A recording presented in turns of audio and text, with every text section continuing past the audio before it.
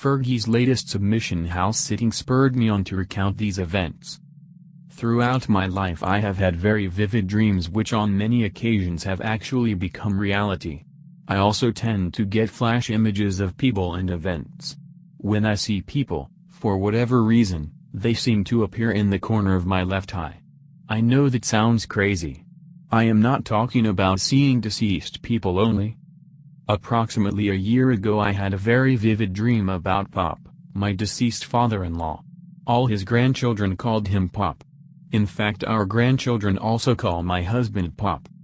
Well, the dream that I had about Pop was that he was trying to get me to board a plane, which I did not want to do. I won't go into specifics about that, as this account is not about a dream. In fact, after I turned the dream around in my mind, it turned out to be figurative and he was quite right in trying to get me to board the plane, which in my dream I did not do but in reality actually did do. Excellent advice from Pop. After this dream I kept seeing Pop in my left eye. I would love to know whether other members have experienced this. He was always wearing a white and blue checked shirt, which he often wore in life. I tried talking to him out loud, in my mind, but got no reaction whatsoever.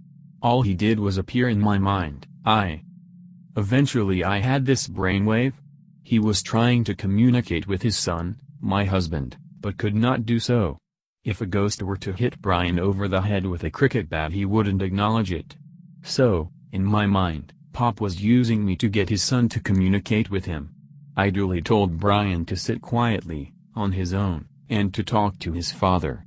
I told him that what he said did not matter, just please try to communicate because your father is driving me nuts. He duly did so, probably just to get me out of his hair, but said he didn't feel a thing. He did not feel the presence of his father at all. Fast forward about 10 days to 2 weeks.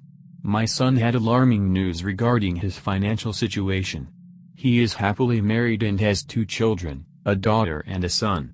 Craig is a highly qualified electronic engineer and was earning a very good income. Because of the problems with the mines in SA, which were and still are the main source of income in his company, he had to take a 30% decrease in his salary.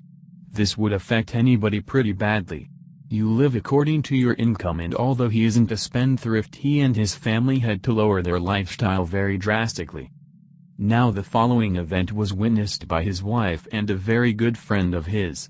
One Saturday afternoon he had been mowing his lawn when his friend arrived at his house with a few beers. At this stage Craig was still feeling very low, wondering how he was going to cope with private schooling for his kids and so on. At the moment private schooling is the way to go because of various reasons. That is a topic best left untouched. Craig had noticed a young dove which seemed to hop from tree to tree while he was mowing the lawn. When he and his friend sat down in the garden to enjoy a beer, this dove perched itself on his shoulder. His friend actually took a few pics of it on his cell phone. No, I don't have those pics to send you. This dove sat on his shoulder, according to Craig, his wife and his friend, for at least half an hour before Craig took it off of his shoulder and put it on the branch of a tree. It then flew off. He and I discussed this incident and we both agreed that the dove was the spirit of Pop.